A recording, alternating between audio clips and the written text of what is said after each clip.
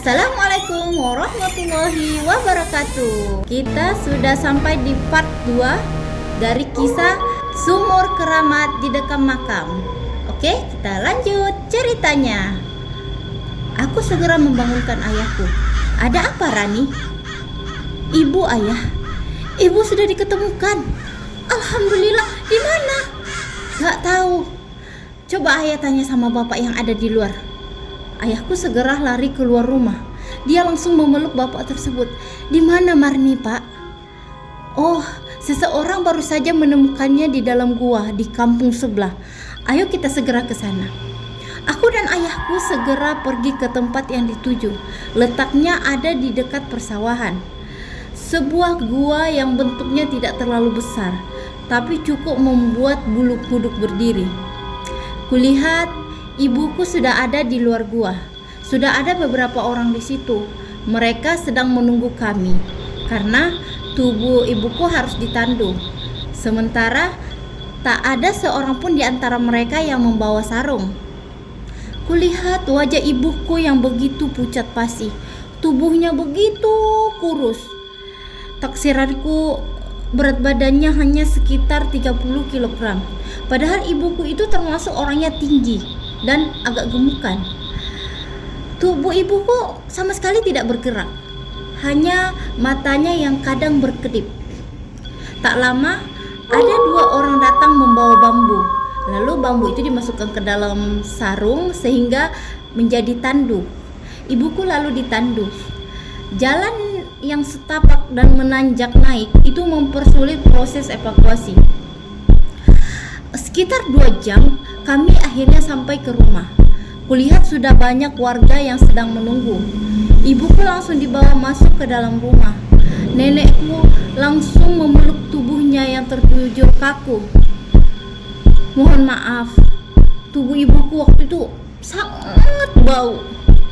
Nenekku dan saudara-saudara yang lain itu segera mengelap tubuh ibu, lalu memakaikannya bedak. Saat ditemukan, baju ibuku sudah sangat lusuh. Pakaian yang dipakai saat berangkat ke sumur waktu itu yang masih dia pakai. Melihat banyak warga yang datang, Pak Desa menghimbau agar warga sebaiknya kembali dulu ke rumah masing-masing karena kami pun butuh privasi dan ibuku butuh ketenangan. Setelah di rumah, tinggal kami sekeluarga dan beberapa orang yang dari kampung sebelah yang tadi memang menolong membawa ibuku. Ayahku lalu dengan sangat pelan meminta kepada seorang bapak yang pertama kali menemukan ibuku. Namanya Pak Taslim. Pak, tolong Bapak jelaskan bagaimana bisa Bapak menemukan istri saya. Akhirnya Pak Taslim pun bercerita bahwa setiap hari dia pergi ke sawahnya melewati sebuah sungai kecil dan di samping sungai itu ada sebuah gua. Dia ukurannya nggak terlalu besar. Setiap kali Pak Taslim lewat ke sumur itu, dia merasa ada sesuatu di dalam gua itu. Tapi karena orang sering melihat di dalam gua itu ada bersarang ular, sehingga Pak Taslim pun berpikir waktu itu, oh ini mungkin ular, ya kan? Tetapi pagi itu ketika Pak Taslim lewat, Pak Taslim mendengar ada rintihan seorang wanita. Awalnya Pak Taslim pikir itu hantu, sehingga Pak Taslim udah siap-siap nih mau ancang-ancang untuk lari. Tapi seketika rasa penasaran Pak Taslim tuh muncul karena rintihan itu sangat menyayat hati, seolah-olah ada yang berbisik bahwa Pak, ada orang loh di dalam situ. Terus Pak Taslim seketika teringat ucapan istrinya semalam bahwa ada seorang ibu yang tiba-tiba menghilang di kampung sebelah, sehingga Pak Taslim memberanikan diri untuk masuk ke dalam gua. Dan betapa terkejutnya Pak Taslim melihat seorang perempuan lusuh sedang merintip dan sedang berbaring di tengah gua. Wajahnya nggak kelihatan memang karena kondisi gua yang gelap. Melihat kondisi seperti itu, Pak Taslim segera keluar dan berlari mencari pertolongan. Seperti itu. Cepat. Oh, berarti Bapak menemukan istri saya dalam kondisi yang memang sangat mengenaskan ya, Pak ya? Tanya ayahku. Iya, Pak. Saya pun tak yakin bahwa perempuan yang dimaksud itu adalah perempuan yang hilang. Tapi setelah orang datang dan ada seorang yang mengenali bahwa ini adalah Bu Marni, sehingga seseorang berinisiatif untuk segera datang kemari memberitahukan kepada Bapak. Kulihat ayahku sesekali menitikkan air mata. Entah apa yang ada dalam pikirannya. Aku perlahan menuju kamar ibuku sambil menggendong Sari. Aku duduk di samping tempat tidur. Kucium wajah ibuku lalu memeluknya. Aku merasakan ada yang berbeda. Aku seperti sedang memeluk pohon. Iya, memeluk pohon. Tubuh ibuku sangat keras seperti pohon. Ku tatap dalam-dalam wajahnya. Pandangannya kosong, hanya memandang langit-langit kamar. Ibu, Rani rindu sekali sama ibu. Air mataku jatuh membasahi Sari yang sedang kugendong. Ibu kemana aja? Kami semua mencari ibu. Ibu, bicaralah. Bicaralah sama Rani. Tapi tetap tak ada jawaban. Hanya kadang-kadang kedipan mata ibu seolah-olah ingin mengisyaratkan isi hatinya. Tak lama nenekku masuk ke dalam kamar. Kulihat nenekku mengoleskan minyak di sekujur tubuh ibuku. Minyak untuk apa, Nek? Ini minyak sudah dibacakan doa biar jin gak ada yang nempel di badan ibu kamu. Kata tetua kampung, tadi ibumu harus diminumkan juga daun bidara. Coba kau pergi cari ke tetangga sebelah ya, siapa tahu mereka punya. Baik, Nek. Hari berganti hari, bulan berganti bulan, tapi ibuku tetap seperti itu. Hanya berbaring menatap langit kamar. Sudah banyak sekali orang yang kami panggil, mulai dari ustaz sampai paranormal dan tetua kampung. Tapi mereka tidak bisa memastikan apa yang sedang menimpa ibuku. Mereka hanya menduga-duga. Ada yang menduga bahwa ibuku sukmanya masih terkurung di alam lain. Tapi ada juga yang bilang bahwa kemungkinan ibuku mengalami trauma berat atau semacamnya. Ayahku begitu setia menjaga ibuku. Jika dulu ayahku pergi ke ladang pulangnya sore, sekarang ayah pergi pagi siang sudah pulang. Aku pun semakin hari semakin telaten menjaga Sari. Aku terpaksa berhenti sekolah karena nenekku tak sanggup merawat ibuku sendiri. Ditambah lagi kakek yang semakin kesini semakin sakit-sakitan. Selama ibuku sakit, banyak sekali gangguan gaib yang kami alami. Misalnya saja, pernah ketika aku ingin membawakan makan malam untuk ibuku, aku sekelebat melihat seorang laki-laki berada di samping ibu sambil meniup ubun-ubun ibu. Tapi saat aku membuka pintu lebar-lebar, sosok itu tiba-tiba menghilang. Hingga memasuki bulan ke-7, tiba-tiba sebuah keajaiban terjadi. Pagi itu, aku hendak mengelap tubuh ibuku. Tiba-tiba, jari-jari ibuku mulai bergerak. Kulihat wajah ibuku. Aku kaget bercampur senang karena ibuku tersenyum tipis kepadaku. Saat aku hendak memanggil nenekku, tiba-tiba tangan ibuku menggenggam tanganku dengan erat. Aku kaget. Aku menoleh lagi ke ibuku. Tiba-tiba ibuku berbicara. Tapi yang keluar adalah suara laki-laki. Dia berkata, "Tolong jaga dia. Aku sangat sayang padanya. Dan suatu saat aku akan datang lagi. Aku sementara pergi. Tapi bukan untuk selama-lamanya. Karena aku pasti kembali. Aku seketika kaget. Kakiku gemetaran. Tiba-tiba kulihat ibuku berlahan-lahan menutup mata. Aku segera memanggil nenekku. Nek, cepat kemari. Nenekku datang. Ada apa, Rani? Aku lalu menceritakan apa yang barusan terjadi. Tiba-tiba ibuku kemudian membuka mata lagi dan memanggil nenekku. "Ma," suara ibuku terdengar pelan. Marni, ini kamu." Ibuku mengangguk. "Alhamdulillah, akhirnya kamu kembali, Nak." Nenekku lalu memeluk ibuku. Setelah beberapa hari, ibuku berangsur membaik. Dia sudah bisa duduk. Dan dia sudah mulai bercerita walau hanya sepotong-sepotong. Satu hari ibuku bercerita. Menceritakan apa yang telah dialaminya. Meskipun saya yakin ibuku tidak menceritakan semua yang telah dia alami. Saat itu ibuku berkata bahwa hari itu dia memang pergi ke sumur. Saat tiba di sana, tidak ada seorang pun di sana. Ibuku agak heran karena selama musim kemarau biasanya sumur itu ramai, apalagi kalau pagi hari.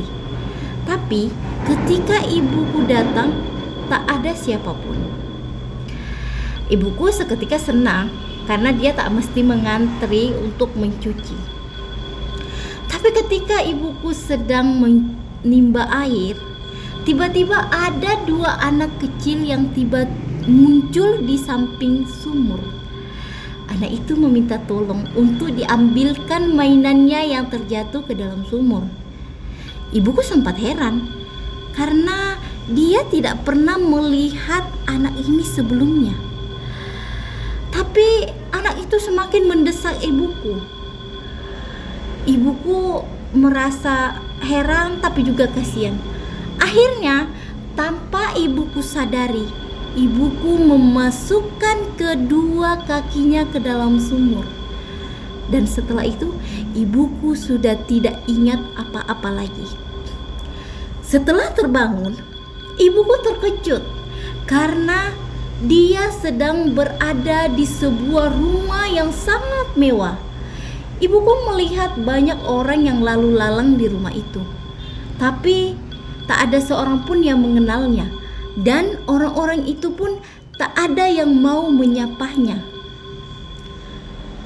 Ibuku seketika merasa ketakutan dan kemudian menangis. Ibuku mengingat kami, terutama Sari. Tiba-tiba dari kamar muncul seorang laki-laki yang memakai baju seperti baju kerajaan. Dia datang menghampiri ibuku. Dia mengajak ibuku berkeliling di sekitar rumah. Saat ibuku sampai di balkon rumah, ibuku melihat aku dan ayahku dari atas balkon. Ibu ingin sekali memanggil kami, tapi suaranya tidak bisa keluar. Ibu kembali menangis, tapi laki-laki itu berkata, "Marni, kau tenang saja. Kalau kau mau tinggal di sini, kau akan bahagia untuk selama-lamanya. Kau tak perlu bekerja keras untuk menjaga anak-anakmu. Kau akan mendapatkan apa yang kau minta." Tapi herannya, untuk pertama kalinya ibuku begitu merindukan ayahku. Rasa cintanya kepada ayahku tumbuh begitu saja, meskipun laki-laki yang ada di depannya ini jauh lebih tampan daripada ayahku. Suatu malam, pelayan rumah itu menyiapkan berbagai macam hidangan. Ibuku waktu itu sangat lapar. Saat akan hendak mencomot makanan, tiba-tiba ada seorang kakek dari balik pintu memberi kode kepada ibuku. Jangan dimakan. Ibuku seketika bimbang antara mau makan atau tidak. Tapi kakek itu terus menggelengkan kepalanya mengisyaratkan agar jangan makan makanan itu. Sementara laki-laki yang di sebelah ibuku itu menyuruhnya untuk makan. Saat laki-laki itu berbalik arah, dengan sekejap kakek itu mengambil makanan yang ada di depan ibuku, kemudian menghilang dari balik pintu. Tak berapa lama ibuku mencari kakek itu. Dan dia menemukan kakek itu ada di balkon. Lalu kakek itu bilang, "Kamu jangan sekali-kali makan makanan yang ada di sini. Karena jika kamu mau makannya, kamu tidak akan pernah kembali." Lalu ibuku kaget. Ibuku bilang sama kakek itu, "Kek, aku sangat merindukan keluargaku. Aku rindu anak-anakku, terutama bayiku." Lalu kakek itu bilang, "Kau tenang saja. Aku akan mengirimkan makanan untuk anakmu yang paling kecil, agar dia tidak kelaparan dan agar dia tidak sakit-sakitan. Kamu tenang saja. Sebentar lagi kau akan keluar dari rumah ini." Bagaimana caranya, Kek? Nanti saat tengah malam, kau pergi keluar rumah. Di luar ada ular besar berwarna hitam. Kau ikuti saja kemana ular itu pergi. Tapi ingat, kamu jangan sekali-kali menengok ke belakang. Baik, Kek. Saat tengah malam, ibuku mengendap-endap keluar dari kamar. Lalu di depan pintu belakang, ibuku melihat ada ular di samping pintu. Lalu ular itu segera menyusup masuk ke dalam hutan. Ibuku lalu mengikuti ular itu. Tapi sayang, saat di tengah hutan, ibuku kehilangan jejak ular itu. Sehingga ibuku tersesat. Saat terbangun, ibuku merasa badannya sulit digerakkan. Saat dia melihat tubuhnya, rupanya tubuh ibuku sedang dirantai. Tiba-tiba laki-laki itu datang. Laki-laki itu menatap ibuku dengan sangat marah. "Kau berani-berani kepadaku, ya? Aku akan merantai tubuhmu sampai kau mau tinggal bersamaku." Ibuku tetap menggeleng, menolak ajakan laki-laki itu. Saat laki-laki itu pergi, ular yang tadi tiba-tiba muncul. Dan anehnya, ular itu mengeluarkan suara rintihan seperti rintihan seorang perempuan. Rintihan yang menyayat hati. Dan rintihan itulah yang sebenarnya didengar oleh Pak Taslim. Hanya saja waktu itu Pak Taslim tidak melihat ular itu, karena waktu Pak Taslim masuk ke dalam gua itu, ular itu ada di atas langit-langit gua. Sejak saat itu, ibu sangat menyayangi ayahku. Ibuku yang dulu kadang membentak ayahku, kini tak pernah sekalipun dia membentak ataupun berkata kasar kepada ayahku. Ayahku begitu bahagia dengan perubahan besar yang terjadi kepada ibu. Kami pun bahagia.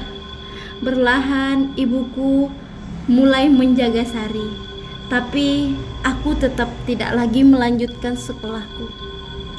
Aku merasa kebahagiaan kami sangat lengkap. Tapi tidak. Kebahagiaan itu hanya bertahan selama 2 tahun. Karena tepatnya pada tahun 2000, ibuku meninggal dunia. Kemudian 1 bulan setelahnya ayahku pun meninggal dunia. Saat itu aku mengambil peran menjadi ibu untuk ketiga adikku.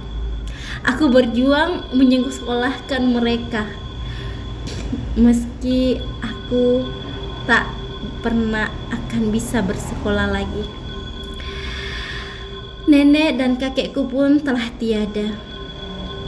Sekarang ketiga adikku sudah mapan. Mereka sudah mendapatkan pekerjaan yang layak. Tapi aku masih sendiri. Aku membuka usaha kecil-kecilan. Aku tak mau membebani ketiga adikku. Dan sampai sekarang aku masih sendiri. Itulah ceritaku. Baiklah, itu cerita dari Mbak Rani. Sedih, nyesek, serem bercampur menjadi satu ya. Aduh, kalau ada yang pengen ditanyakan boleh di komen di bawah ya. Nanti kita sampaikan ke Mbak Rani. Kalau ada yang misalnya juga lagi sedang cari jodoh nih, Mbak Rani pun masih sendiri ya. Nah, oke. Tapi sebelum kita tutup kisah ini, jangan lupa like, comment, and subscribe. Terima kasih. Assalamualaikum warahmatullahi wabarakatuh.